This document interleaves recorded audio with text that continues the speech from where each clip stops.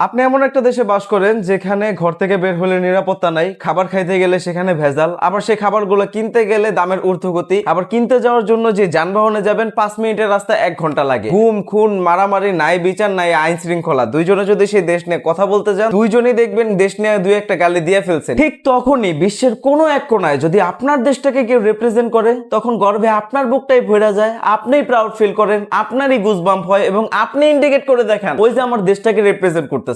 এমন একটা কাহিনী হয়েছে গতকালকে ফিফার উদ্বোধনী ম্যাচ। দেখা যাচ্ছে বাংলাদেশি বংশোদ্ভূত এক মিউজিক কম্পোজার বাংলাদেশকে এমন ভাবে রিপ্রেজেন্ট করতেছে, তার স্যুটের ভিতরে বাংলাদেশি টাইগার, বাংলাদেশি ফ্ল্যাগ এবং বাংলাদেশি ফ্ল্যাগের আদলের ডিজাইন। এটা দেখে ওই যে 2 মিনিট আগে গালি দেওয়া আমি আপনিও দেখতেছি, বাংলাদেশকে নিয়ে দুইটা ভালো কথা বলতেছি, বাংলাদেশ নিয়ে প্রাউড ফিল করতেছি। বাংলাদেশ এখন ফিফার বিশ্বকাপে এন্টার করে গেছে, ফিফা বিশ্বকাপের মাঠে এন্টার করছে। এখন অনেকে বলবে যে খেলা তো খেলতে পারে নাই। ফুটবলের কথাই যদি বলি, হামজা চৌধুরী, জামাল ভুঁইয়া, সুমিত সোমের মতো ইন্টারন্যাশনাল মানের প্লেয়ার গুলা তারা বাংলাদেশের জন্য খেলতেছে। ওয়ার্ল্ড কাপের দল হিসাবে যদি বাংলাদেশ চান্স পায়, তাহলে এই যে আর্জেন্টিনা বা আপনি করেন ব্রাজিল, জার্মান, ইতালি, কোনো দেশ থাকবে না, বাংলাদেশের কোনো ছাদে এই পতাকাগুলো উড়বে না, বাংলাদেশের কারো গায়ে এই জার্সিগুলো জড়াবে না। আপনাদের ব্যবসায় লাল বাত্তি, আপনাদের সমর্থনের গোষ্ঠী মারি। আমাদের দল যদি সেখানে চান্স পায়, আমরা একটা দলই সাপোর্ট করব, সেটা হচ্ছে বাংলাদেশ। দেখেন ভাই কি করতেছে, নিজের হাত দিয়ে দেখাইতাছে যে এখানে বাংলাদেশ আছে।